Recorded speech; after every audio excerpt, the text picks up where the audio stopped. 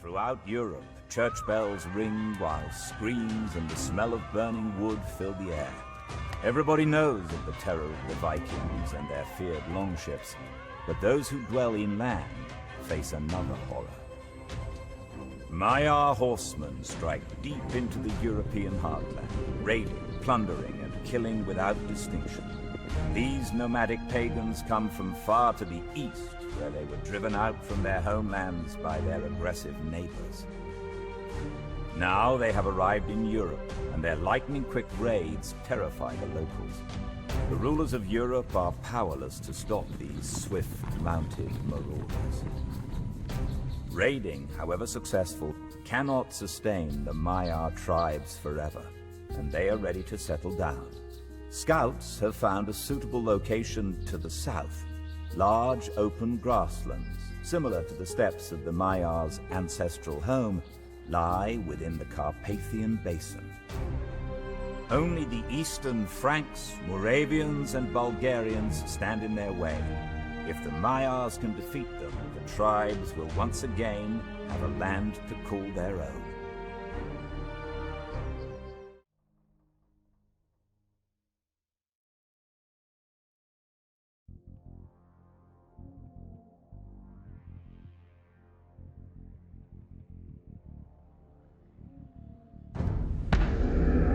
We are the dead arrows that will strike Europe!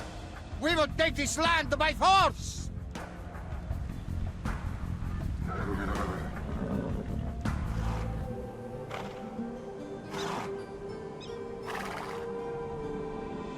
We spotted a Byzantine encampment to the east. They may have something to offer us.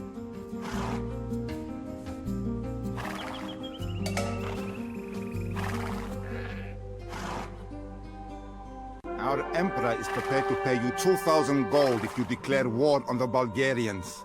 On top of that, he will pay you 500 gold for every Bulgarian fortification that you destroy.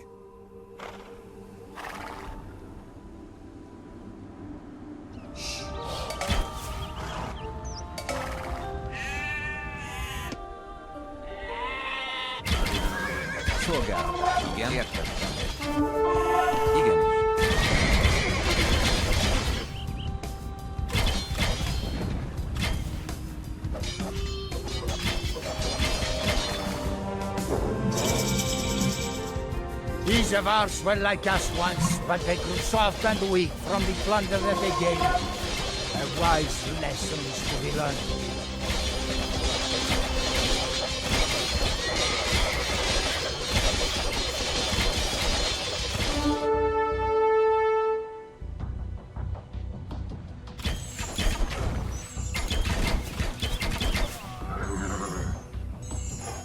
Our nomadic days are over.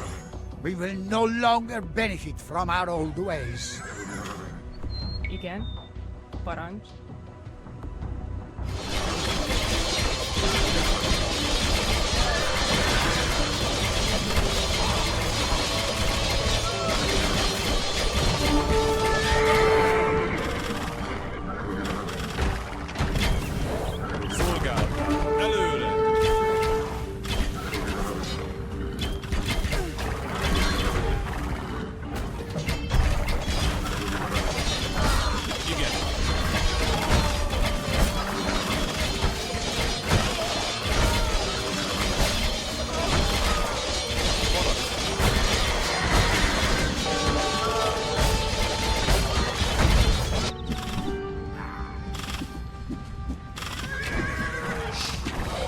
Szolgálatára.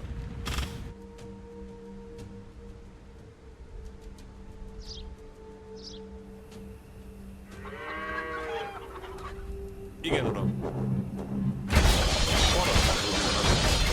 Igen. Támadás. Jó napot.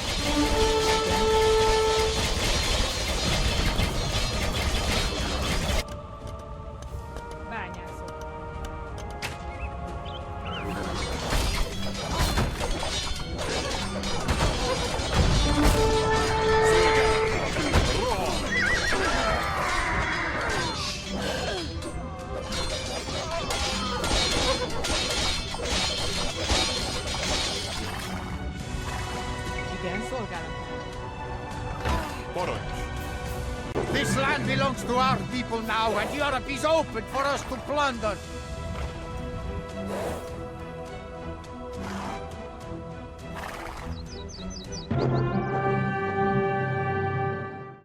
The Magyar horsemen annihilated the Frankish army and utterly destroyed the empire of Great Moravia.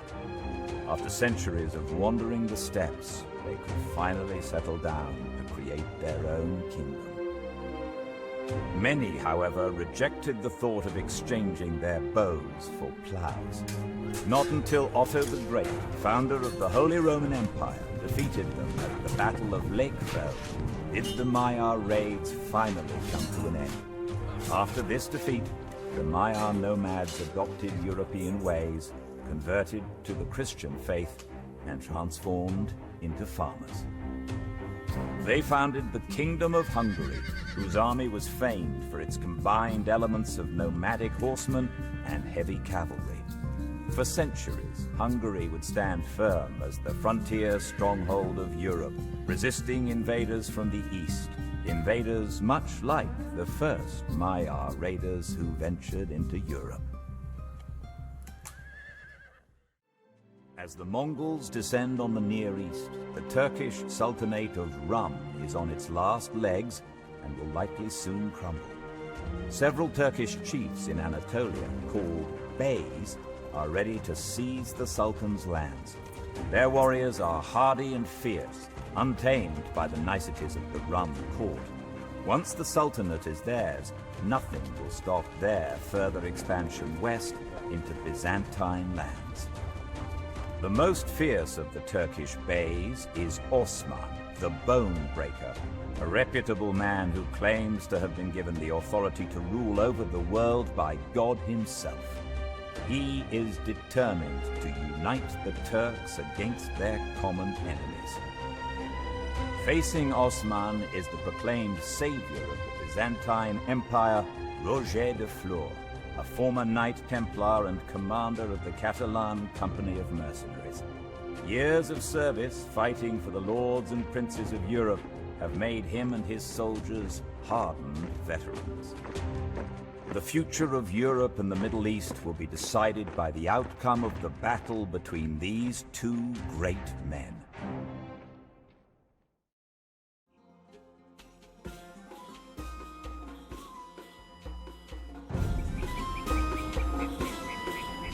The Rum Sultanate is doomed. We will ride with you, Osman.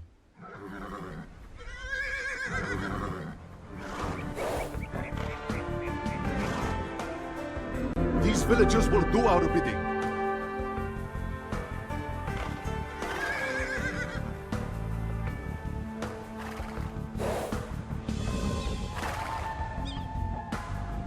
Evet. Hazır. The Byzantine cities are well fortified, but their army is not as strong as it once was. Usta.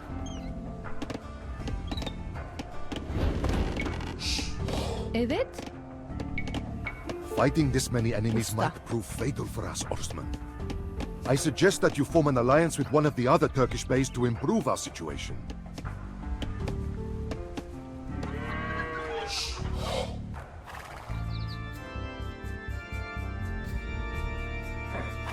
Thank you for your sign of trust. Let us ride out together.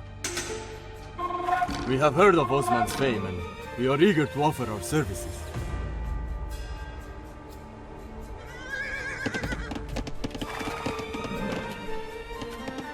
We should deal with our other Turkish rivals. There can be only one to rule over the Anatolian Turks.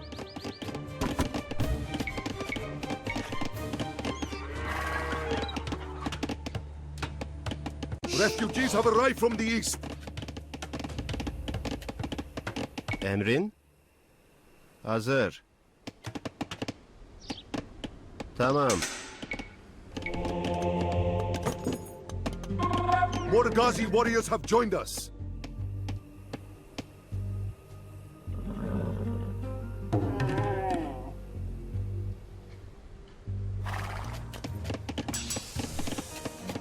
We have heard of Osman's fame and we are eager to offer our services.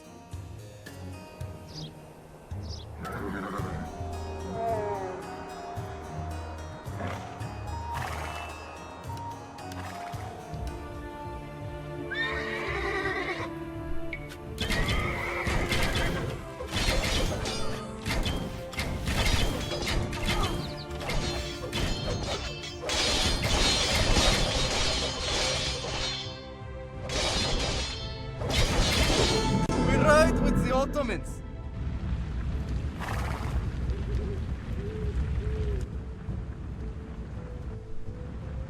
Evet, tamam.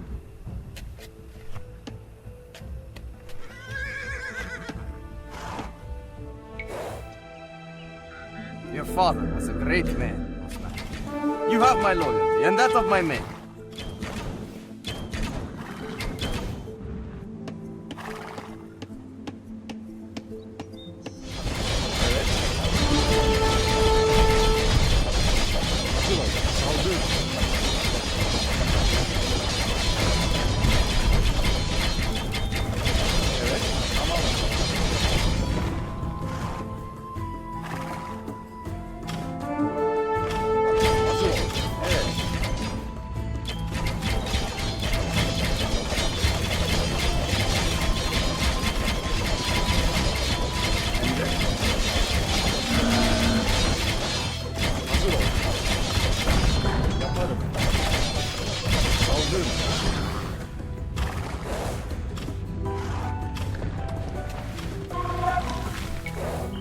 Emret.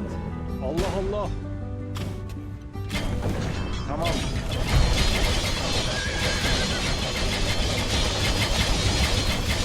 Evet. Hazır ol.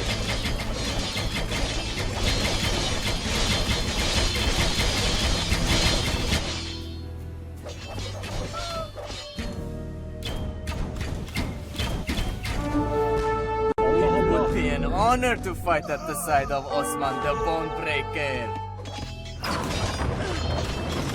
Hazır ol.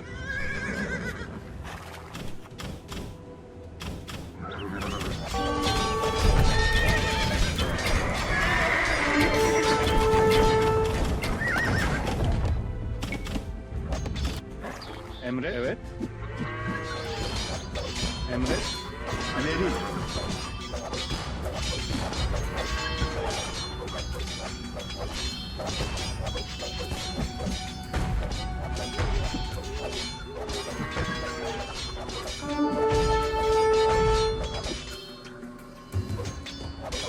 Evet. The Byzantines need my help taking care of these infidel Turks. Very well. My blade and I wait for you. Emret. Allah Allah. Evet.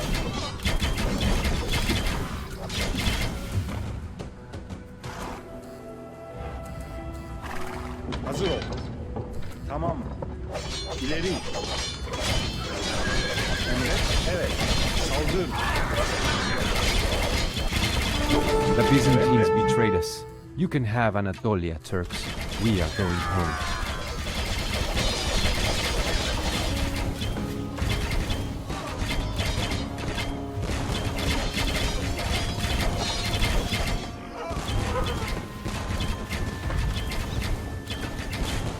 Emret. Saldır. Turks cause us nothing but trouble.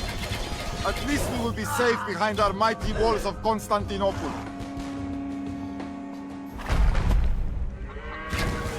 We have destroyed all of our enemies. Anatolia now belongs to the Ottoman Turks.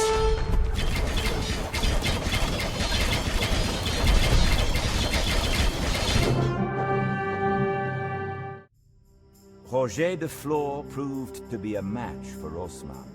He managed to defeat Turkish armies on several occasions and almost drove them out of Anatolia. Just as de Flor neared his greatest victory, he was betrayed. The jealous Byzantine nobles, fearing that de Flor would take the reconquered lands for himself, ordered his assassination. In retaliation, de Floor's Catalan company ravaged Byzantine Anatolia and Greece before returning home with the body of their esteemed commander. With de Floor finally gone, Osman could complete his conquests and consolidate his power. The other Turkish beys soon acknowledged his rule, and he founded his own empire that would bear his name, Osmanli Devleti, the Ottoman Empire. The steady splashing of oars of 200 ships striking the water drowns out all other sound. The most powerful fleet ever assembled by Don Juan of Austria and his allies in Venice sails under the burning light of dawn towards a final encounter with the Ottoman Turks. The Turkish army has greatly expanded its empire, adding North Africa and Mesopotamia to the Turkish holdings in Anatolia, but has finally been turned back by a staunch defense of Hungary. Undaunted, the Turks turn their attention to the Mediterranean, where they intend to break the Christian naval powers of Venice and Spain. Now, 200 rowed galleys and 6 heavy galleasses lumber into the Bay of Lepanto to meet the 270 galleys of the Turkish fleet. The ships draw up with scarcely 5 miles separating the distance between them. A storm of arrows darkens the sky, and the drone of splashing oars is finally drowned out by the thunder of paddling.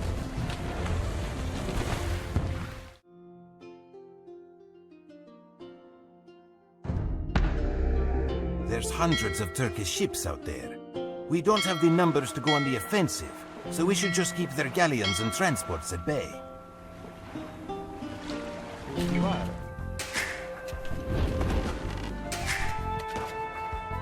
Why did our brilliant leaders insist on building the wonder so close to the shoreline?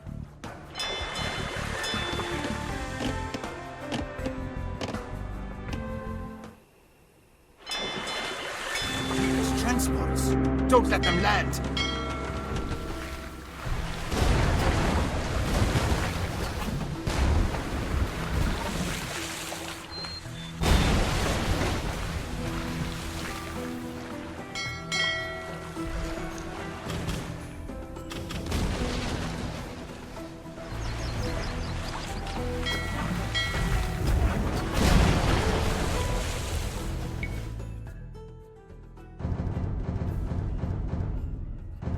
Nah, it is prudent for us to join forces against the Turks.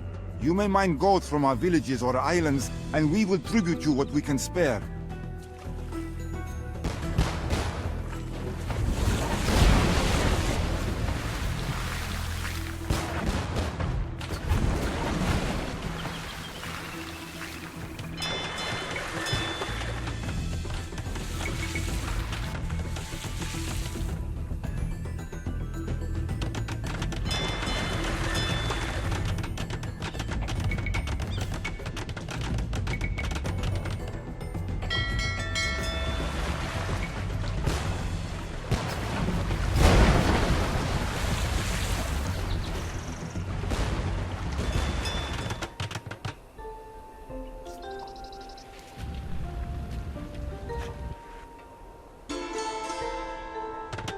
The wonder is complete.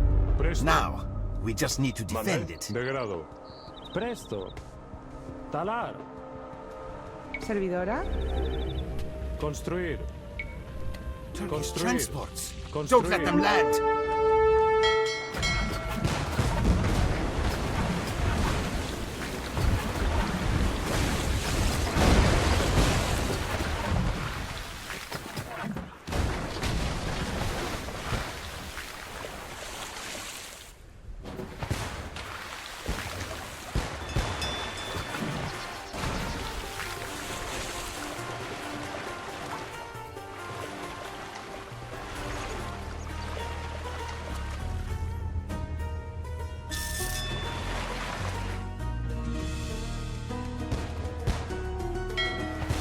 Transports. Don't let them land.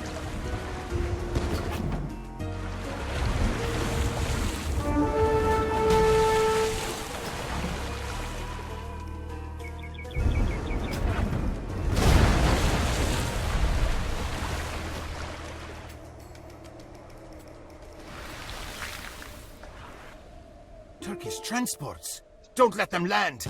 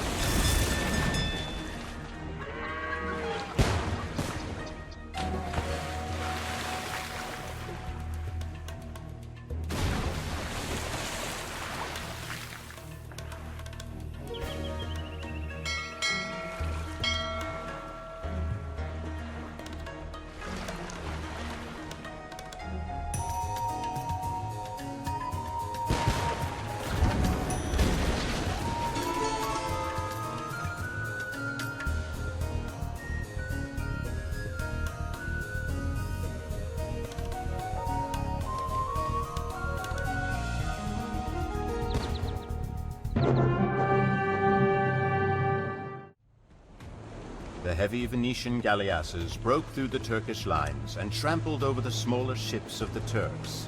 But there were too few of the galleasses to win the battle on their own. The Spanish and Venetians attempted to grapple and board the Turkish ships, where the superior experience and weapons of the Christian sailors could be brought to bear. As the day wore on, the Turkish juggernaut began to run out of strength. Scores of Turkish galleys were dashed on the rocks, and others sank to the bottom of the bay. Less than 50 Turkish ships survived the battle. Lepanto was not the climax of the conflict between the Christians and the Turks on the Mediterranean, but it was a turning point. The Turks had difficulty rebuilding their fleet back to its former size, while the Christians continued to update their fleets with the latest technological advancements, ensuring a decisive military advantage for further encounters on the high seas. Deus Lavolt, God wills it. This zealous shout resounds throughout Europe as news spreads of a third crusade, called by the Pope himself. 3 of Europe's most renowned rulers have sworn to fight. Frederick Barbarossa of the Holy Roman Empire, Philip Augustus of France, and Richard the Lionheart, King of England. While the Emperor Barbarossa marches his army across Europe, the kings of France and England sail to the Holy Land. Richard's journey, however, is as adventurous as one can expect of someone known as the Lionheart. A Mediterranean storm scatters the English fleet and shipwrecks many of Richard's ships on the island of Cyprus. The island's ruler and rebellious Byzantine lord, Isaac Komnenos, has taken the stranded English prisoner. Among the captured is Richard's very own sister. Richard is determined to punish Komnenos for this insult, but he also sees opportunity in these unfortunate events. Cyprus is an island of great strategic value. If the English can capture it, Cyprus could be used as a naval base for the crusade and raids on the wealthy Muslim trade ships.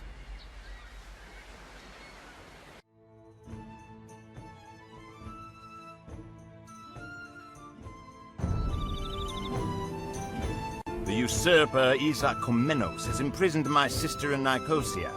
We will be revenged for this insult. The inhabitants of Cyprus will quake with fear once we have landed.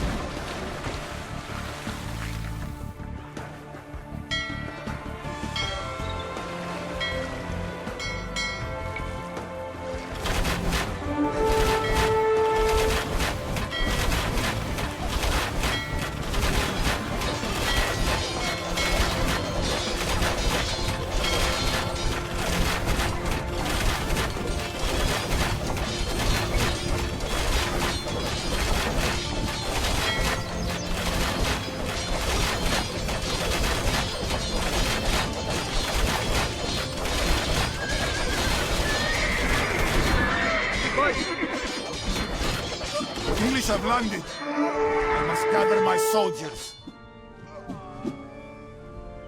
Equivalent. Fatal. Mandatum. Yes. Yea. Ready. Yes. Isak Komnenos' main army will attack us soon. Yea. We must conquer a base as quickly as possible. Yes. Mandatum. Fight. Fatal. Yea. Equivalent. Yea.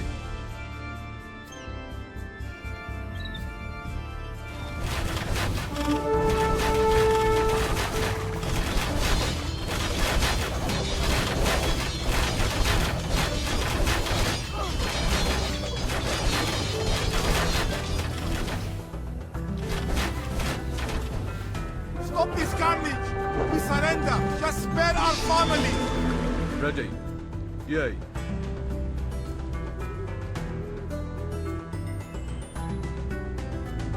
Yes.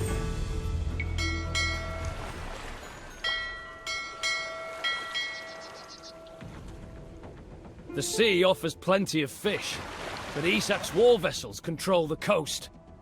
We'd best Mandatum. sink his fleet.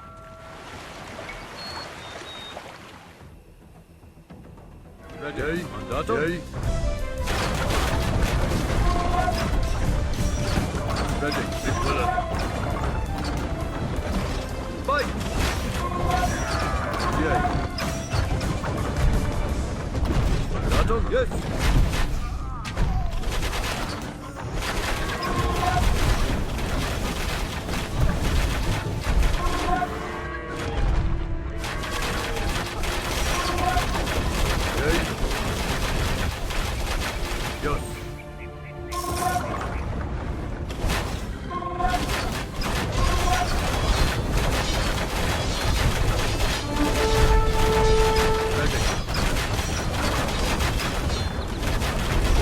Cyprus is ours!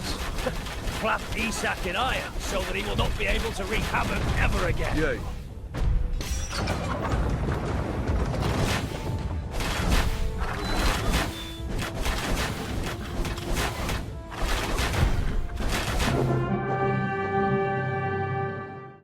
Richard's combined naval and land operations proved to be successful, and Cyprus was swiftly taken by the Crusaders. Isak was thrown into the dungeons, and Richard crowned himself king of the island. Richard then sailed east to resume his crusade. Upon his arrival in the Holy Land, however, Richard discovered that he alone remained to lead the crusade. Barbarossa had drowned crossing an Anatolian river, and Philip Augustus had returned to France with an illness. Despite these setbacks, Richard proved more than capable of the task ahead, matching wits with the famed Saladin. Richard is remembered as a brave warrior, a skilled commander, and a righteous king, renowned for his patronage of poetry as well as his martial exploits. He remains the ideal of the romantic chivalric knight and an iconic figure in both England and France.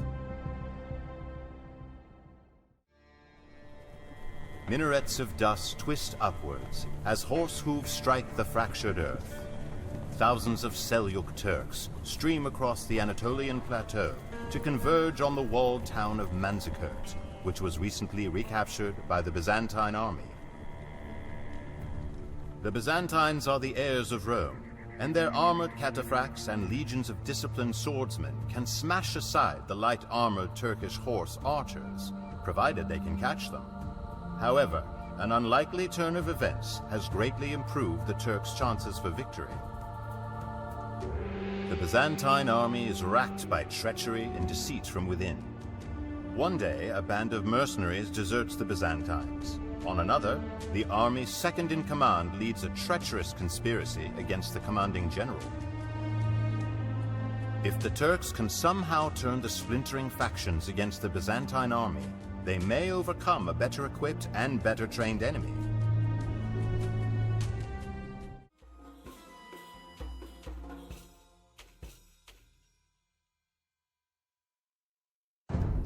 Below us lie the many themes of the Byzantines. We should capture all we can before facing the brunt of the Byzantine army.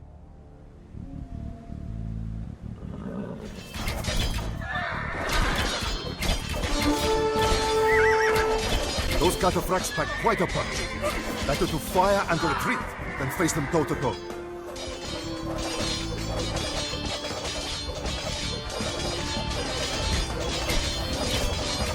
Saldır.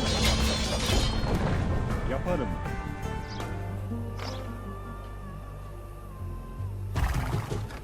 Turks pouring out of the Zagros mountains. They'll spare no one.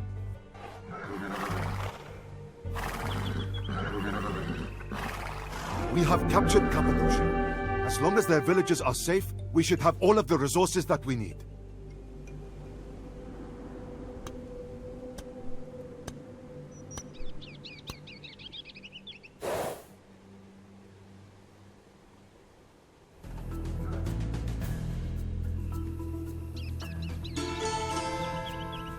With this gold, we can train many more horse archers.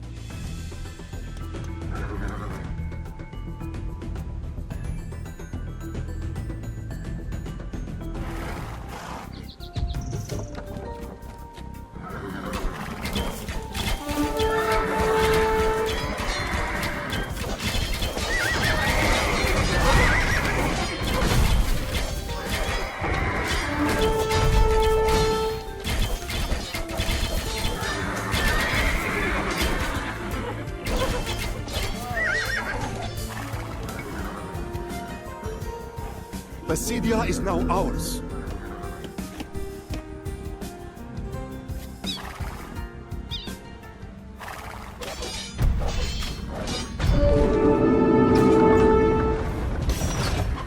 We surrender.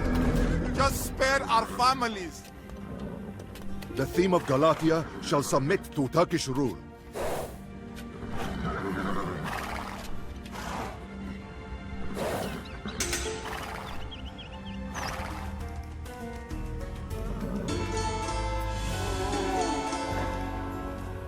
This town will produce gold for us now, as long as we can keep the Byzantines from taking it back.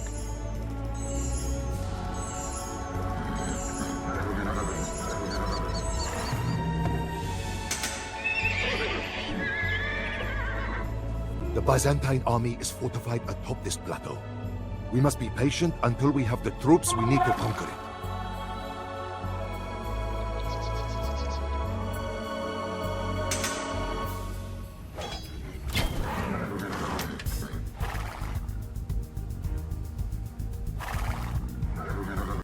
Capture this mine by destroying the towers protecting it.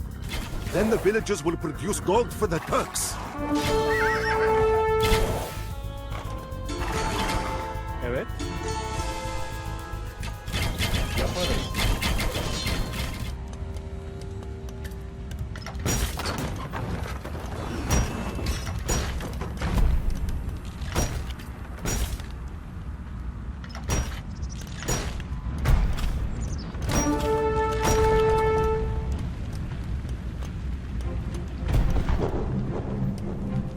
Emret. Tamam. Saldır. Yaparım. Tamam.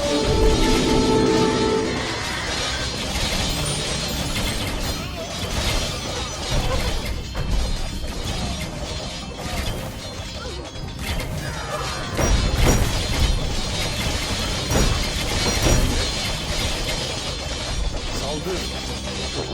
Manzikert has fallen. The Byzantines will be forced to withdraw to Constantinople, and all of Anatolia shall belong to the Turks.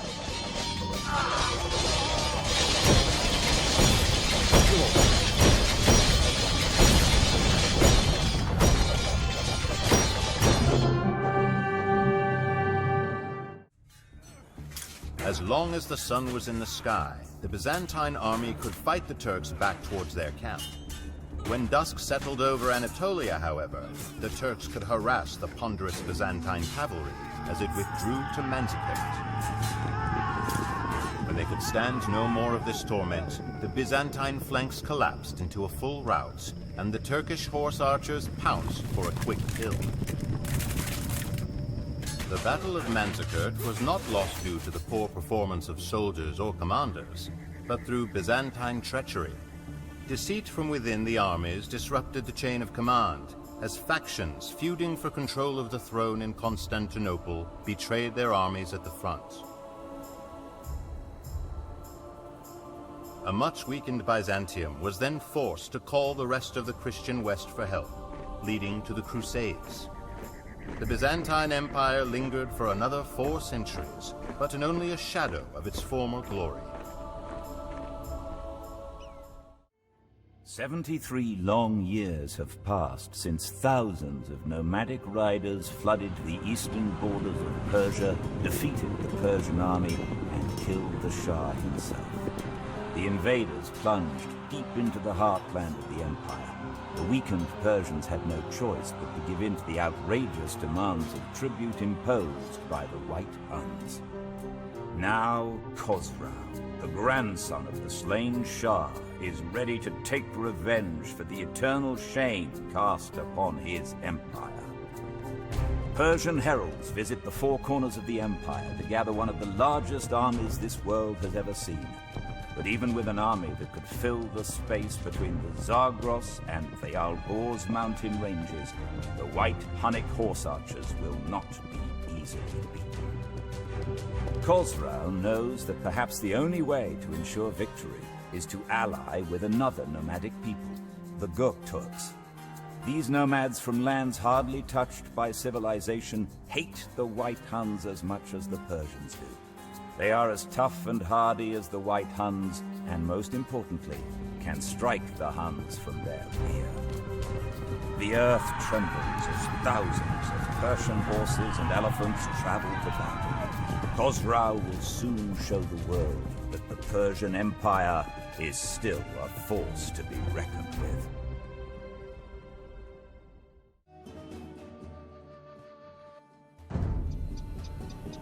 Those vile White Huns will bleed us dry with their excessive demands. We must bide our time for now, but we will crush them once Khosrau arrives.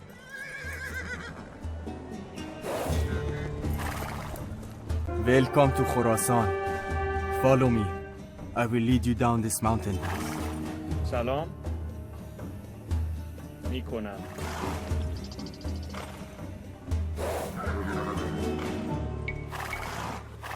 آری آماده صحیح.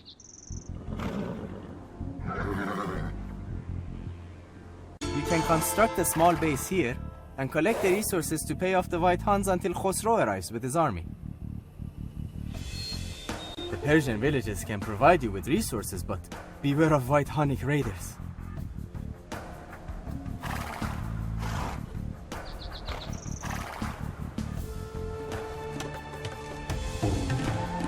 سلام. Han raiders keep attacking our trade routes on the Silk Road. We should defend the trade carts so we don't lose the gold.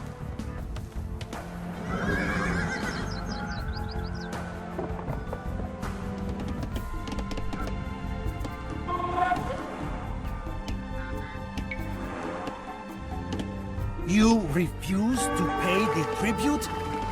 You will pay dearly for your insolence.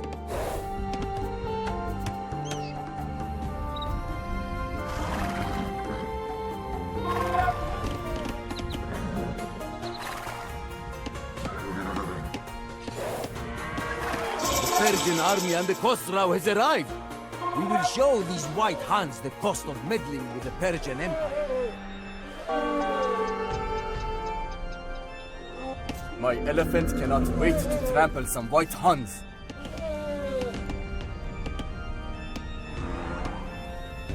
We heard that you are leading your army against us?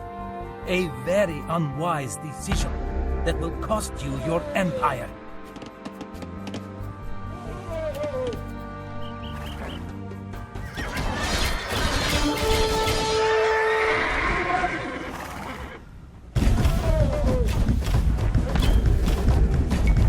Persians, we share a common enemy. Perhaps you would be interested in a temporary alliance against the White Huns.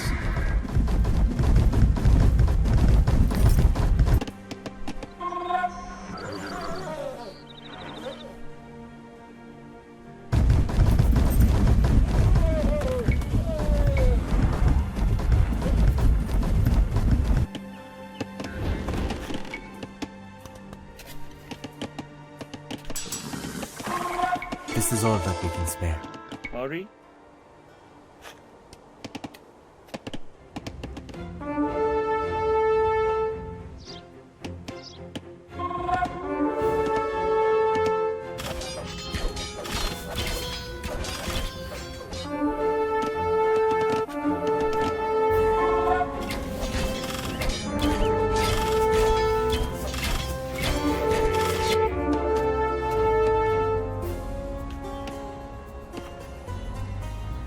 So, an alliance it is? Very well. Just do not get in our way.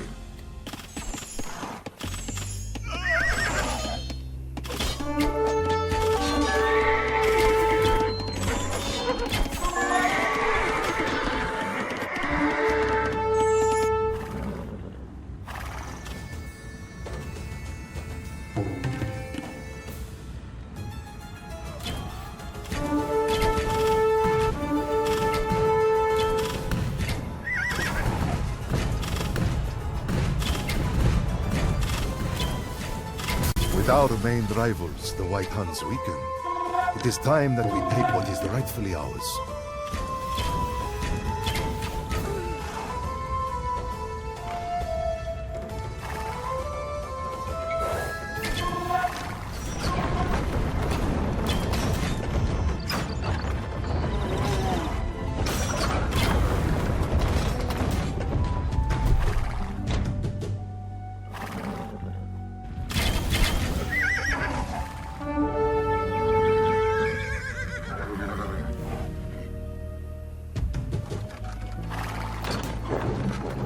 This is all that we can spare.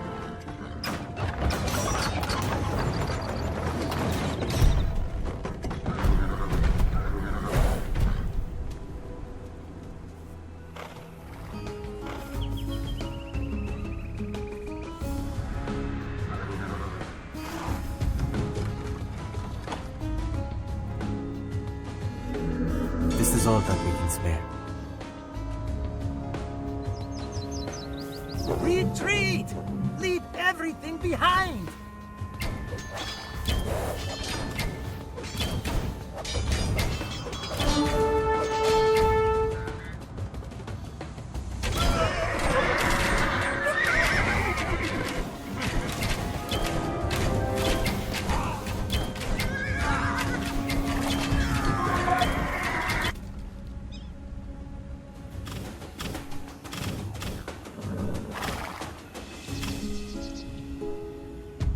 The true backbone of the Persian army is its heavy cavalry. We can hire these men for 1,500 gold.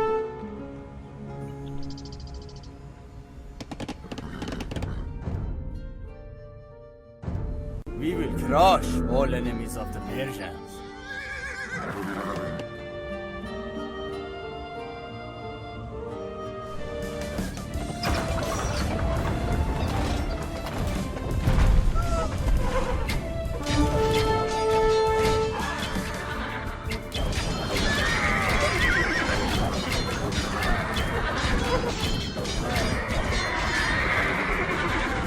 Defeated our fierce cavalry archers? Very well. We will keep our promise and retreat behind the Oxus River. We have finally rid ourselves of these hefty tribute demands. The Persian Empire can prosper once more.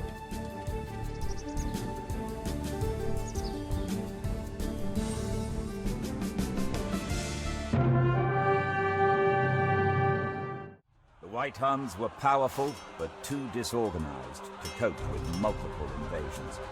When the Persians and their Turkic allies launched a two-pronged attack, the White Huns panicked. The mighty Persian beasts of war and swift, accurate Turkish horse archers crushed the disorientated enemy within 8 days. After the Persian victory at Bukhara, the White Huns faded into history, and the Gökturks and Persians divided the conquered land among themselves. Under Khosrau, Persia once more became a worthy rival of the Byzantine Empire, while the Turks established themselves in the vacuum left by the White Huns.